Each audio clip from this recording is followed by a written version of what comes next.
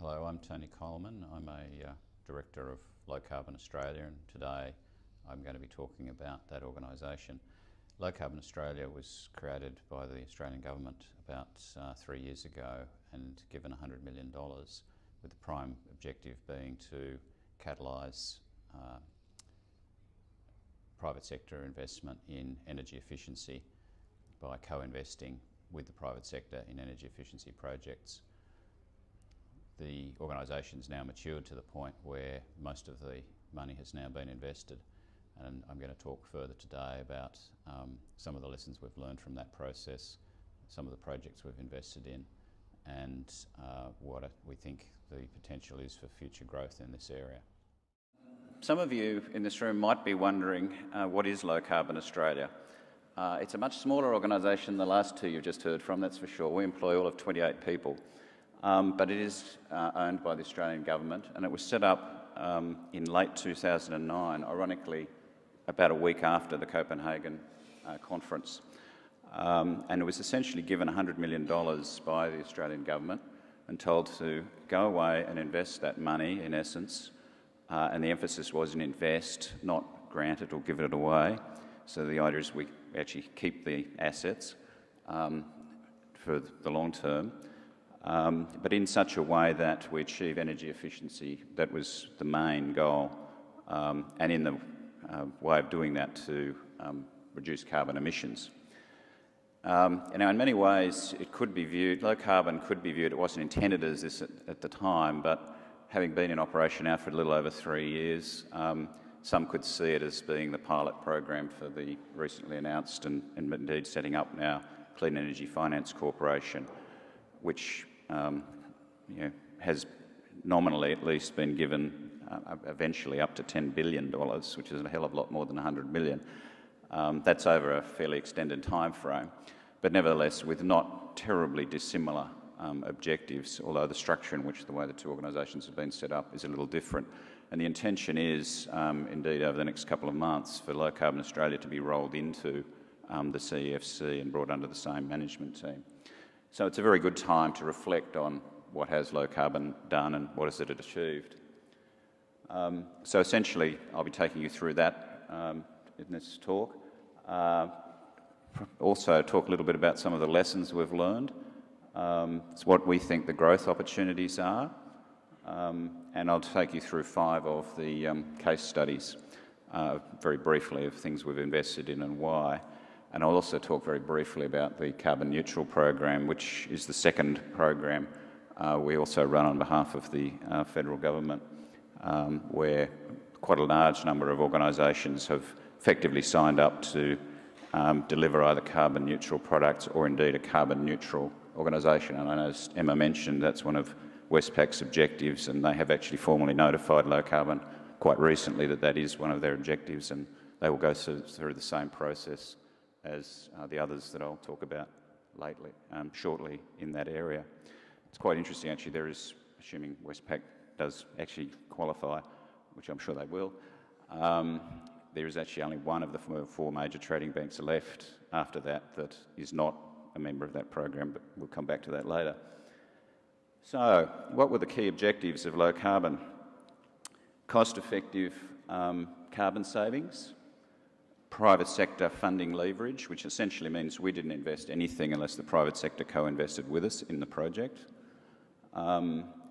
We had to achieve things that were additional to business as usual. This was part of our formal mandate, which was very explicitly documented for us by the government. And the whole idea essentially was to catalyse future carbon and energy savings. And the 2 main programs, the energy efficiency program, which is the one which is essentially all about investing the money we were given, and the other, the carbon neutral program, which is running the voluntary carbon scheme. So, our investment approach has essentially been to try and find the gaps where people weren't already investing to achieve the ends consistent with what we were being asked to do. And we certainly worked out pretty quickly that we needed a lot of partnerships, because clearly we were an organisation that was never going to be a large organisation. We were never going to have a big marketing team going out there trying to sell deals. So we entered into a series of partnerships with other organisations where our objectives and theirs were largely aligned, both philosophically and commercially. And some of those organisations, the ones listed down the bottom there, not all of them by any means, but certainly Origin, NAB and Macquarie Bank were amongst them. So they effectively became, in some ways, our marketing arm, saving us an awful lot of time and trouble. Having said that, obviously we also responded to direct interaction with a number of businesses and did deal direct with quite a few, as it turned out, particularly interestingly local government bodies, but we'll come back to that later. Part of our operating principle is to essentially charge as much as the market will bear, but sometimes that means, although we obviously do need to make a profit, at least to pay enough to make ourselves financially sustainable, the way in which we advance funding does not necessarily exactly match what private sector lenders would provide. So in other words, when we provide money, there may be a few concessional features. Sometimes it's in the term where, particularly the banks will generally not go much beyond 5 years for some of this stuff. We'll do 7 or 10. We might be a little bit more lenient with our security requirements. Most of the banks will stop at about 60 or 70%.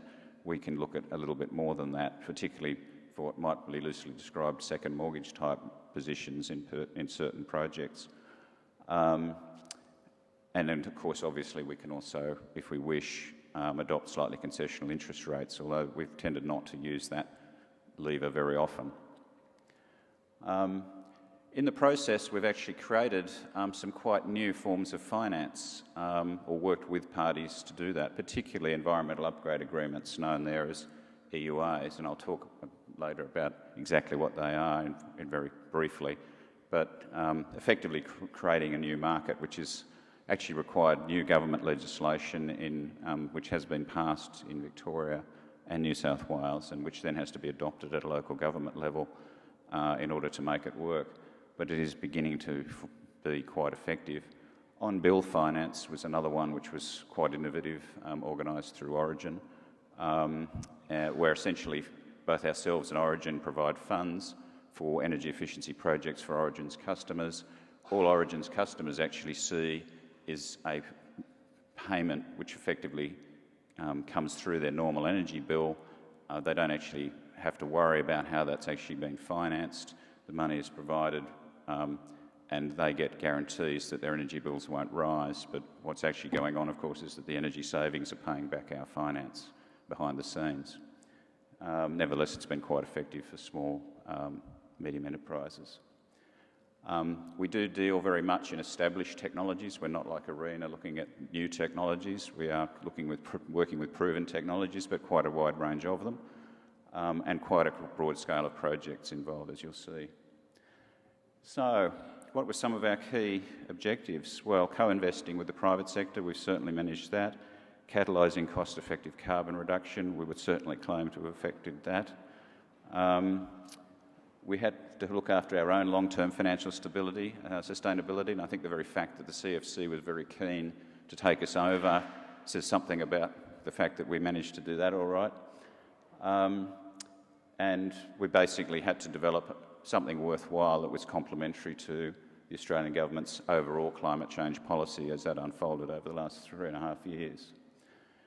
So if we look at the actual numbers backing up those claims, we were actually required to contract a minimum of $67 million, that is in actual committed investments, before 30th of June this year.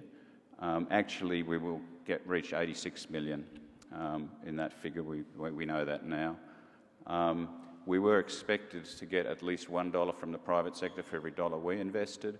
We actually managed to get $2.60 for every dollar we invested from the private sector. So in total, instead of achieving $135 million worth of invested projects, we've actually achieved just over $300 million worth of invested projects. And the interesting one is the next one. We were given a target quite explicitly in our key performance indicators when we were set up that we had to be able to demonstrate quite rigorously, and we had to actually build the methodology to do this, that when we invested in something, the cost of the carbon abatement achieved was less than $23 a tonne.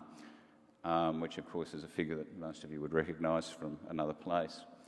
The actual number that we have achieved on that $300 million worth of invested projects is negative. That's not a misprint. It's the revenues from those projects are actually higher than the costs. So we've actually got a negative number there. It's just a little bit below zero, but it's nowhere near $23 a tonne, which obviously tells you a lot about the projects. And the actual carbon abatement that has been achieved, about 330,000 tonnes per annum, which over the lifetime of these projects is about 3.7 million tonnes. That's obviously not huge, but it's a worthwhile contribution, particularly when the cost is pretty much bugger all in real terms. So that actually demonstrates the scale of what is potentially available to be done out there. And I emphasise the 330,000 per tonne does not include, importantly, the carbon neutral program abatement, which, as you'll see a bit later, is actually about 3 times that figure, and has also been achieved at very low cost. So in total, about 1.3 million tonnes per annum from the 2 activities that low carbon has been promoting. So what are some of the lessons? Well, the first lesson is that there are a lot of barriers out there to getting these projects done. And indeed, the first 18 months of low carbon's life, if I look back on it now, from the point of view of the board, was actually a bit frustrating. It took a long time to get anywhere, going out there, selling the message, educating the market. But what we then found was both water on the stone, but also obviously the carbon tax rolled around, which certainly focused people's minds much more than previously on that issue in the business sense. But also, of course, increasing electricity costs did also focus a lot of minds, simply because a large part of some of the projects we've done really do reduce energy costs because they're using energy much more efficiently. And of course that means much lower costs of generally electricity, but also in some cases gas and water supply.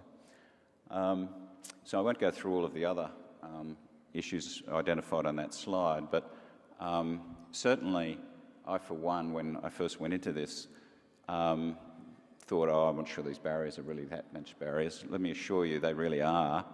And one of the really interesting effects is what we've found is the demonstration effect. That is, when one of these projects of a particular type finally gets up and it's done, and all the competitors of that company in that segment of the market realise that it's been done, it generates an enormous amount of interest from the second, third, fourth companies in that market, wanting to know what was done, why was it done, and can we do it too? And that demonstration effect alone is a really serious issue. Once you get one party to do a deal and demonstrate that it can be done and that they're going to save money by doing it, the effect that ripples through is really quite remarkable. And we've only actually scratched the surface on that respect, because in many cases, a lot of the deals we've done are often only the first or the second of their type in the market. So we've actually built quite a long pipeline, I think, now for the CFC to be able to take advantage of, but I'll come back to that later. I won't dwell on this slide unnecessarily, but essentially there are a lot of... it's not just a case of build it and everyone will come. You really do need to educate the market along the way, and that's actually been a significant part of what we've actually had to do in order to get some of these transactions up. Some of the key success factors is recognising there is no one-size-fits-all. Probably every deal we've done has got a few different characteristics. And one of the really interesting things we've found is that in many organisations, the people responsible for the engineering, the product, and actually making things happen, if I can put it that way, are often remarkably disconnected from the finance arm. And very often, even just getting those two internally to talk to each other, and organisations of all sizes, often things that we found ourselves promoting, was actually quite difficult to do. And you'd often say, you know, get a project ready to go on the engineering side of an organisation, but they couldn't convince the finance people in the same organisation that this was a really good idea. and vice versa. Sometimes we had the finance people saying, "Oh, this looks like a really attractive finance package," but you couldn't push the engineering people to do what they wanted to do because it wasn't in line with whatever their strategic plan was. So actually getting across the silos inside organisations and developing techniques to do that, we found was actually a critical success factor, when we realised after a while what was going on. So where are some of the growth opportunities going forward? Certainly the whole biogas area, where essentially one can take methane from processes and turn it into electricity to drive the energy requirements of a particular production facility. There's plenty of potential there still. Food processing and manufacturing, electricity pressures once again there. Some of these areas we haven't necessarily got widely into yet, but certainly dairy farming and piggeries in particular are in that category. Solar PV, it's been mentioned earlier about the very rapid drop in costs of solar PV. When we started 3 years ago, there was no way that a solar PV project was going to get onto our radar screen. It just didn't have a hope financially. In the last couple of months, we've actually approved 2, both in remote locations, but both on the basis that, in essence, they were the cheapest alternative in those locations with the current cost levels. The rate at which solar PV is becoming cost competitive now is continuing, I think, to really spread, and I think is probably one of the unrecognised features of how the market is going to change.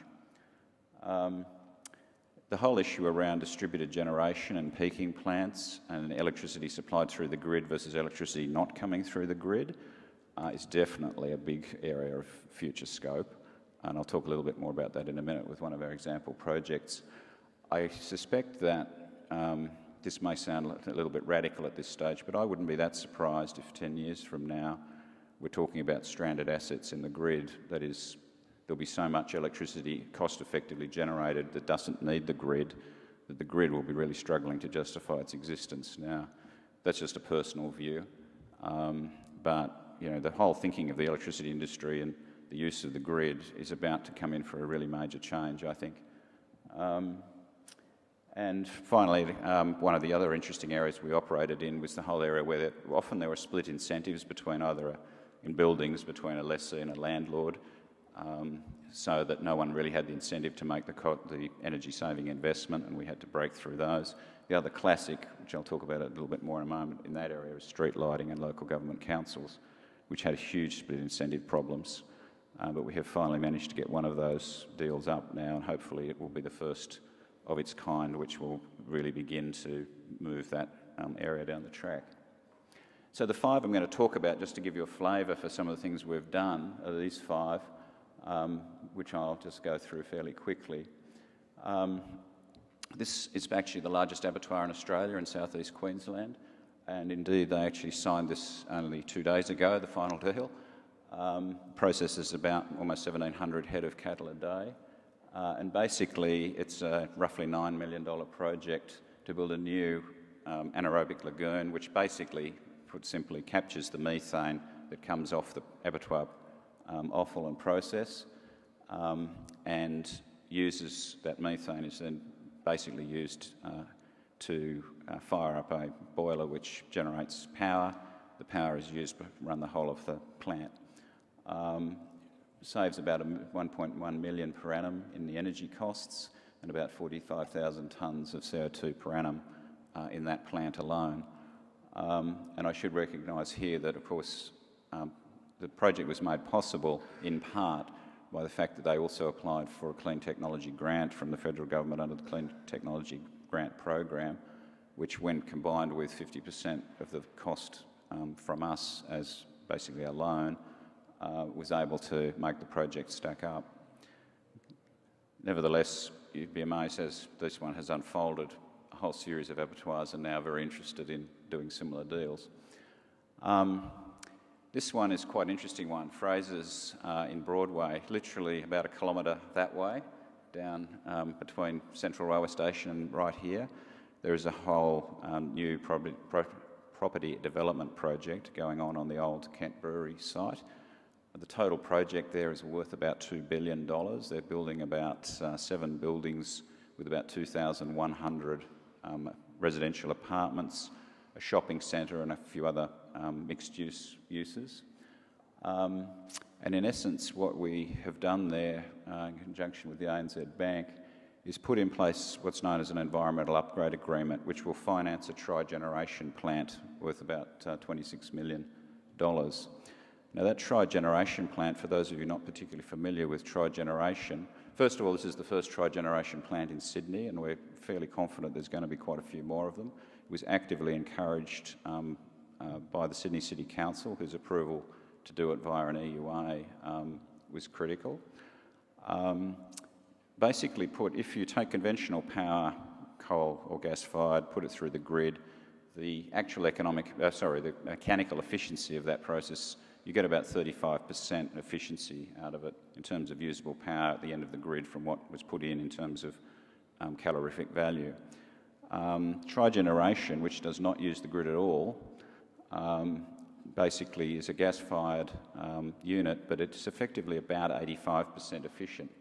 So there's a massive difference in the cost economics between what you can get out of tri-generation in energy output and what you get out of traditional grid-supplied power.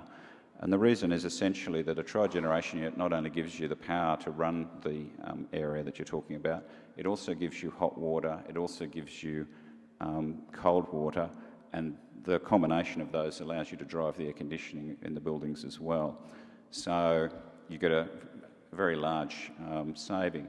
In this case, it's expected that both power and hot water will be supplied straight across the road under Broadway to the University of Technology buildings in due course, which will give them further savings as well.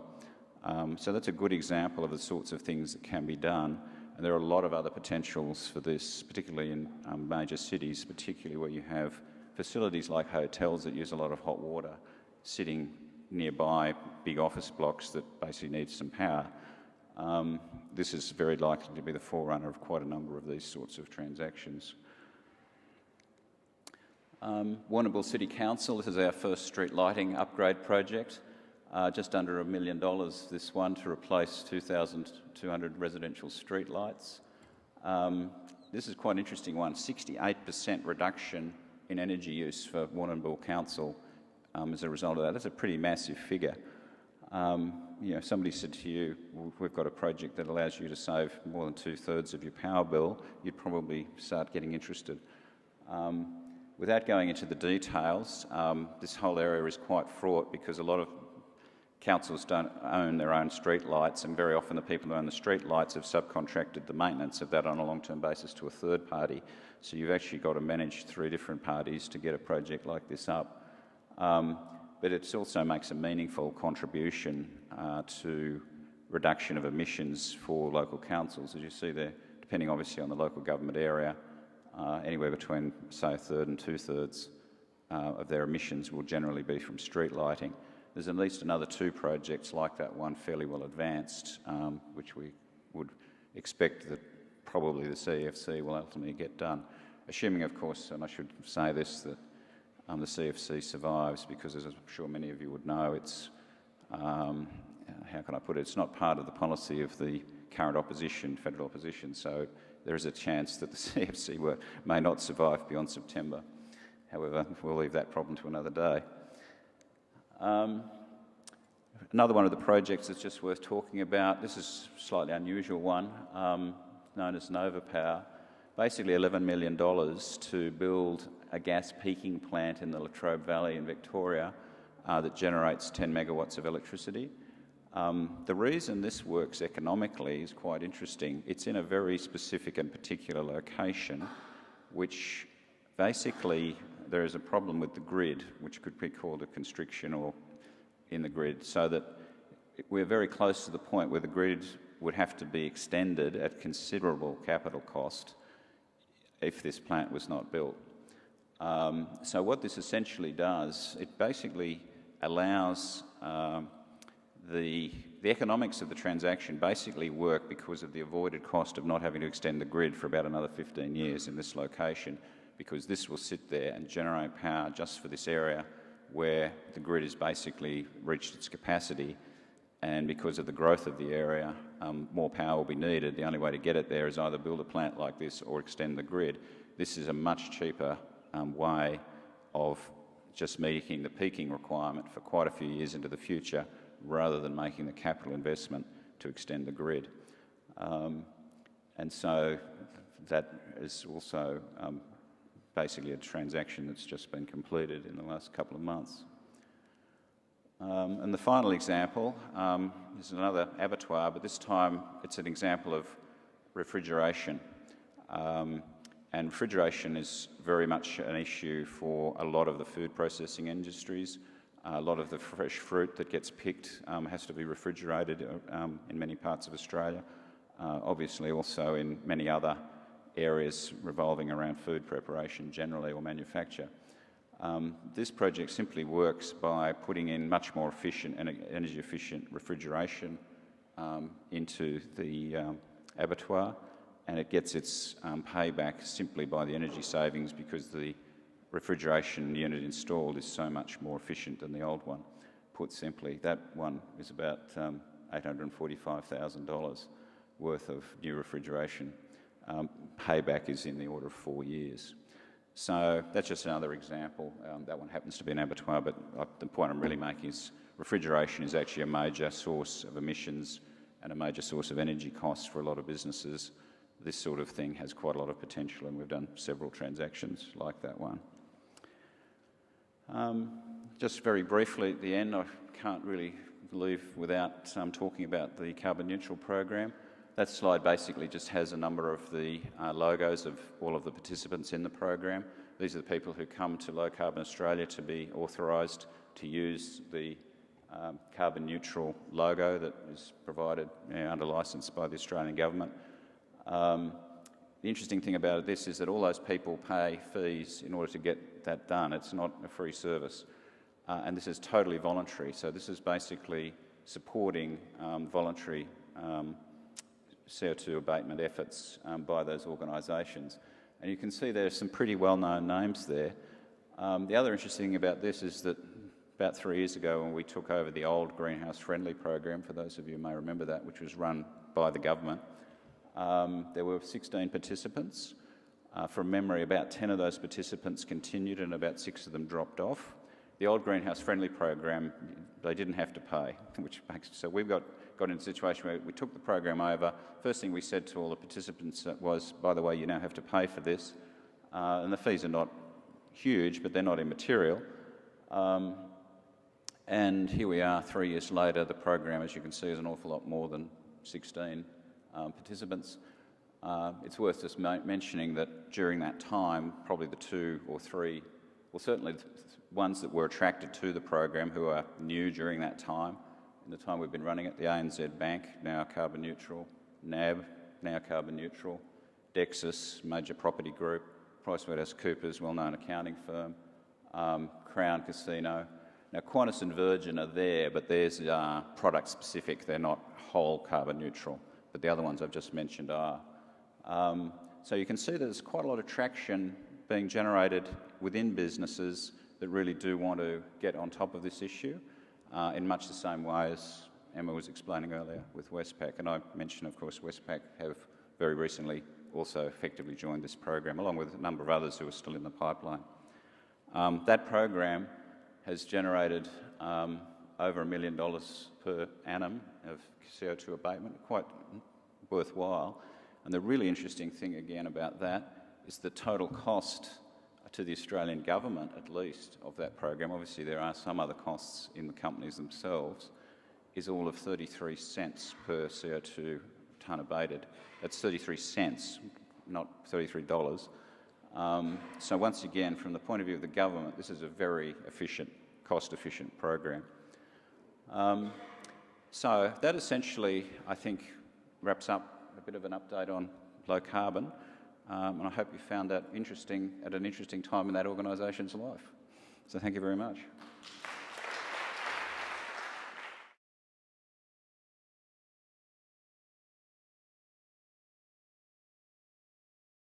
Lately. shortly in that area. It's quite interesting actually. There is, assuming Westpac does actually qualify, which I'm sure they will, there is actually only one of the four major trading banks left after that that is not a member of that program, but we'll come back to that later. So, what were the key objectives of low carbon?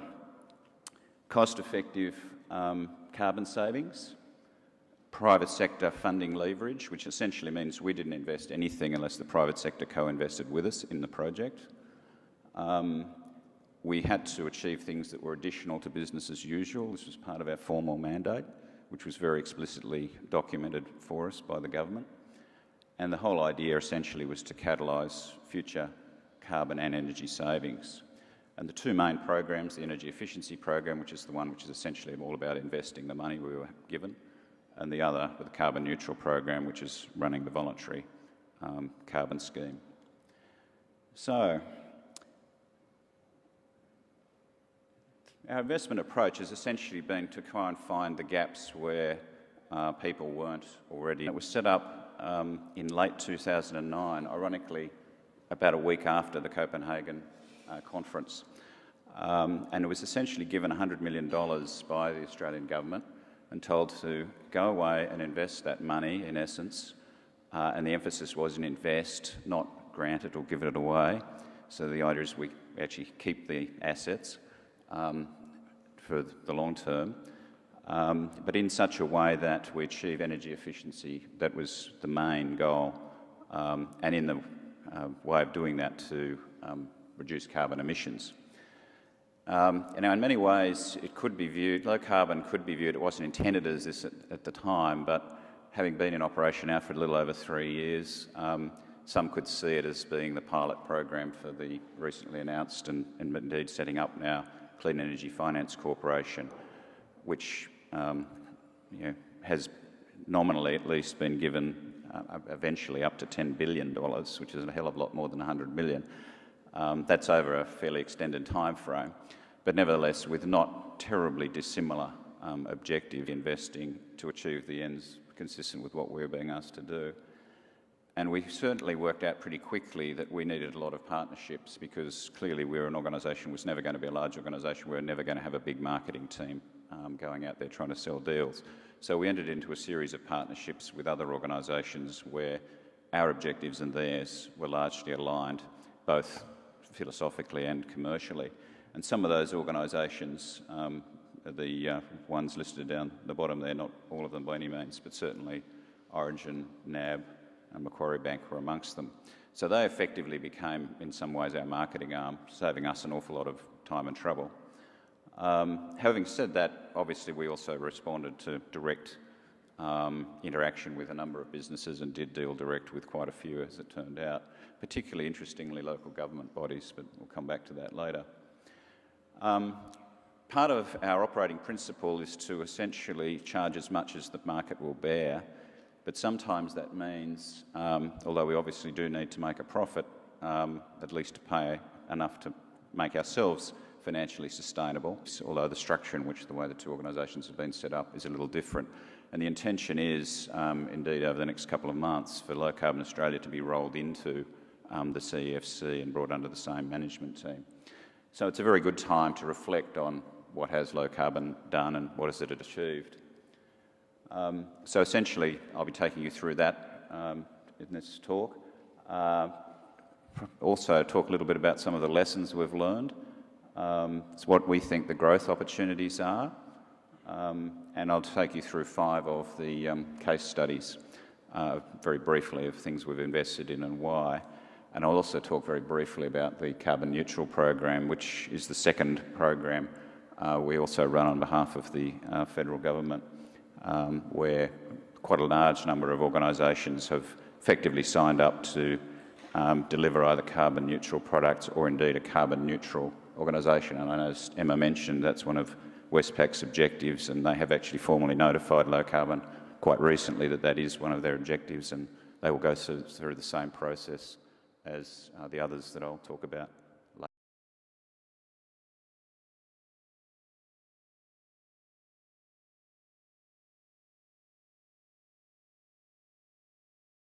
Hello, I'm Tony Coleman. I'm a Director of Low Carbon Australia, and today I'm going to be talking about that organisation. Low Carbon Australia was created by the Australian Government about 3 years ago and given $100 million, with the prime objective being to catalyse private sector investment in energy efficiency by co-investing with the private sector in energy efficiency projects. The organisation's now matured to the point where most of the money has now been invested, and I'm going to talk further today about some of the lessons we've learned from that process, some of the projects we've invested in, and what we think the potential is for future growth in this area. Some of you in this room might be wondering what is Low Carbon Australia? It's a much smaller organisation than the last two you've just heard from, that's for sure. We employ all of 28 people, but it is owned by the Australian Government. And